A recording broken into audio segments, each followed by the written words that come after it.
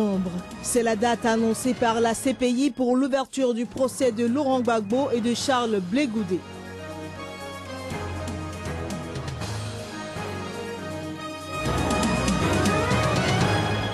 Aboli en 1981 en Mauritanie, l'esclavage par d'autres formes y perdure. Amnesty International dénonce l'exploitation des descendants d'esclaves.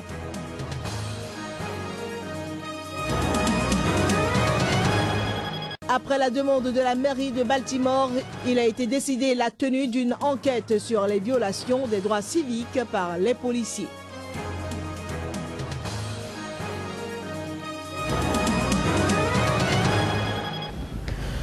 Bonjour mesdames et messieurs, bienvenue dans cette édition.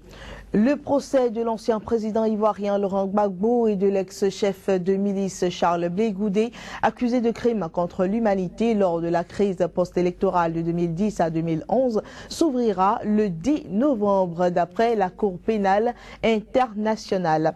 Pendant ce temps, l'organisation Amnesty International a dénoncé jeudi les conditions d'arrestation et de détention de 3 cadres du parti en crise de l'ex-chef de l'État Laurent Gbagbo, un signal préoccupant à quelques mois de l'élection présidentielle. Rendons-nous à présent au Bénin, où le procureur de la République près du tribunal de première instance de Cotonou était hier face aux hommes des médias.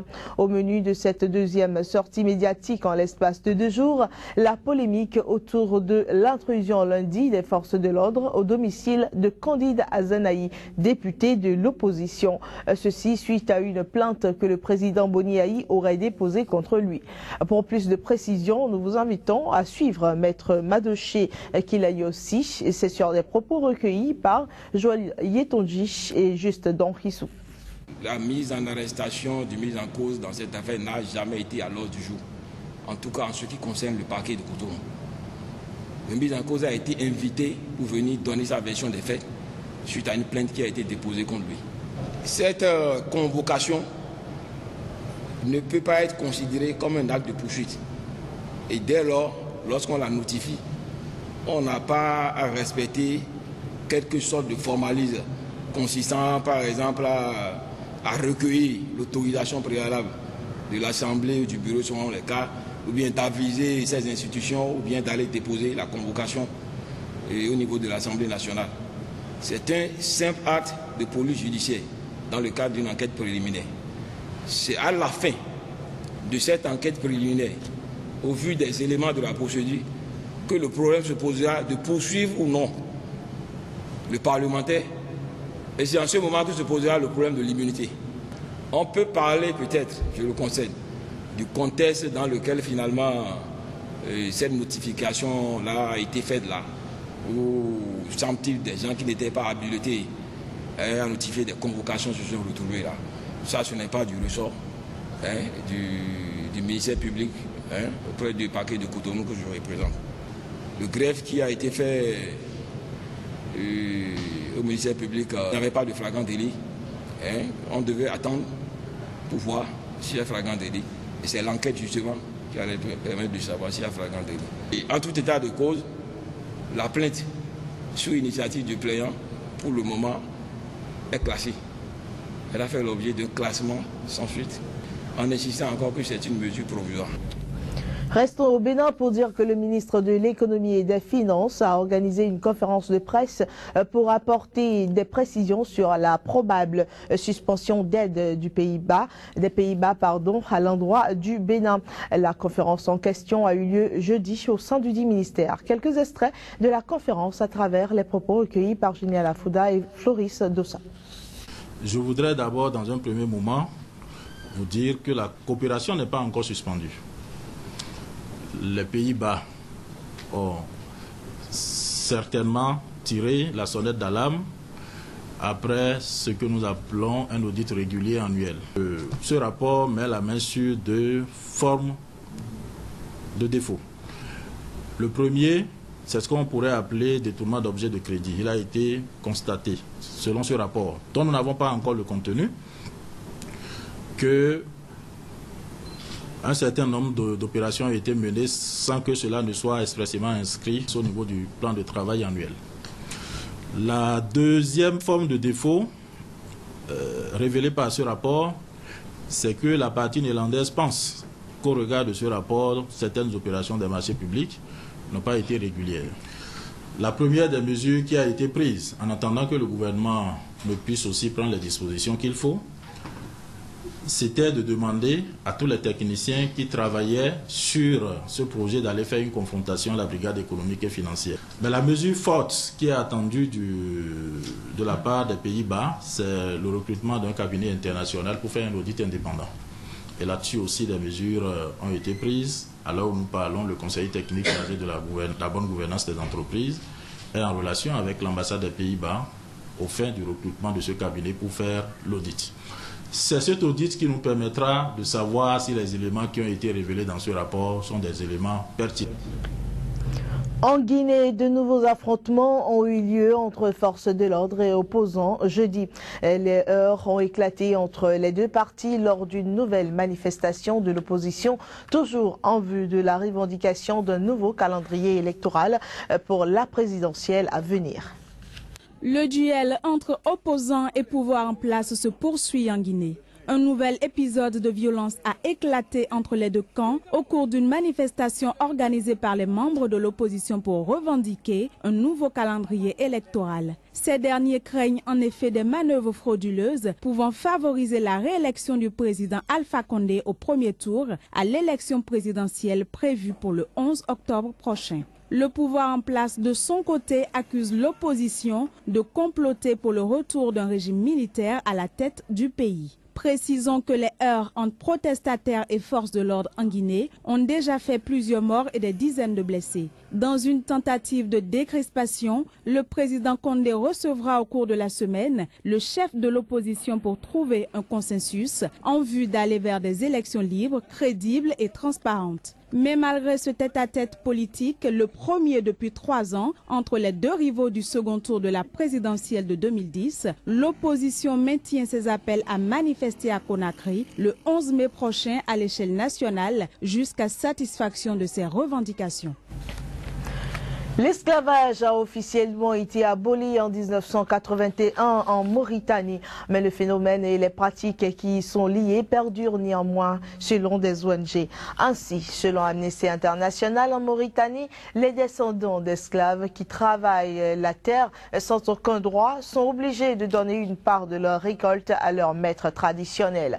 Plusieurs milliers de descendants d'esclaves morts, les Zaratines, ont manifesté le 30 avril à Nouakchott pour revendiquer la justice et l'abolition des discriminations.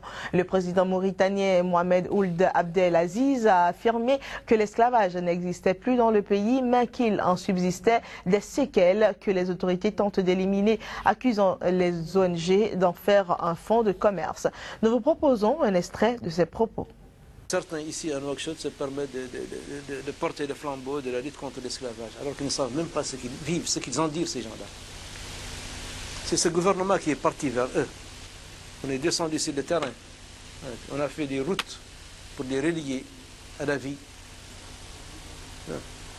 On a installé des canalisations d'eau pour leur permettre de boire. On a construit des écoles. On les a regroupés dans des zones. C'est ça la lutte contre l'esclavage. Au Burundi, une 4e personne est morte jeudi selon la police dans les affrontements entre partisans et opposants à un 3e mandat du président Pierre Nkurunziza. Il s'agit du premier décès enregistré hors de Bujumbura, la capitale. La victime, un adolescent de 15 ans, a été tué par un policier dans la commune de Gizozi, à quelques 80 km au sud-est de Bujumbura. Le Burundi est le théâtre depuis le 26 avril de manifestations anti-3e mandat émaillées de heurts parfois violents entre opposants, partisans du président et police. Au total, 18 personnes sont mortes dans les violences. Les quartiers périphériques de Bujumbura concentrent l'essentiel de la contestation depuis une dizaine de jours. La police y cantonne les protestataires pour les empêcher d'aller faire une démonstration de force dans le centre-ville. La province a aussi été le théâtre de rassemblements, mais d'envergure incomparable avec ceux de la capitale. Et c'est la première fois qu'un décès y est recensé. En plus de Bujumbura et Gizozi, le porte-parole de la police a fait état de manifestations jeudi du côté de Rumongue, à quelques 70 km au sud de la capitale. Bian Nkurunziza, déjà élu 2 fois en 2005 et 2010, a été investi le 25 avril par son parti comme candidat à la présidentielle du 26 juin. Ses opposants jugent un 3e mandat anticonstitutionnel, ce que lui-même et son camp refutent. Voilà, à présent nous nous rendons en Grande-Bretagne. Le parti nationaliste écossais SNP raflerait jeudi soir 58 des 59 sièges en jeu en Écosse au Parlement de Westminster, selon un sondage sorti des urnes multipliant par plus de 9 le nombre de ses députés par rapport à 2010. Ce score, s'il se confirme, constitue un véritable coup d'éclat de la part des nationalistes, quelques mois seulement après l'échec de leur campagne pour le oui au référendum sur l'indépendance de l'Écosse remporté par le camp du non le 18 septembre dernier. A contrario, ce succès entérine l'effondrement du Parti travailliste dans la région septentrionale, autrefois considérée comme sa chasse gardée. Le Labour est en passe d'y perdre la totalité de ses 41 sièges. Aux États-Unis, la ministre de la Justice a annoncé jeudi qu'une décision sur la tenue d'une enquête sur une possible violation des droits civiques par les policiers de Baltimore viendrait dans les jours à venir. Cette annonce de la ministre survient après une demande de la maire de la ville de Baltimore. Une enquête sera ouverte sur les formes et pratiques en matière de droits civiques des services de police de Baltimore dans les prochains jours à venir.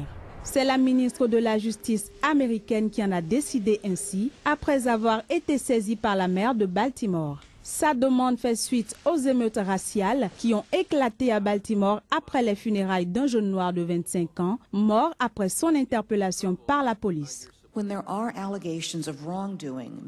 Lorsqu'il y a des allégations de méfaits commis par des policiers et des départements de police, le département de la justice a la responsabilité d'examiner les preuves et, si besoin, de les aider à changer de pratique.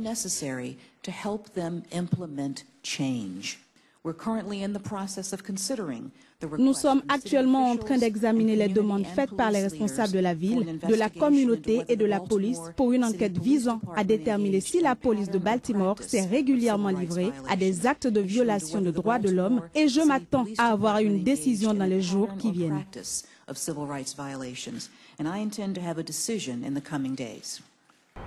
Précisons qu'une enquête de ce type avait déjà été menée après des émeutes survenues suite au décès d'un jeune noir, Michael Brown, l'été dernier à Ferguson. Elle avait conduit à un rapport accablant sur le racisme au quotidien de la police de la ville.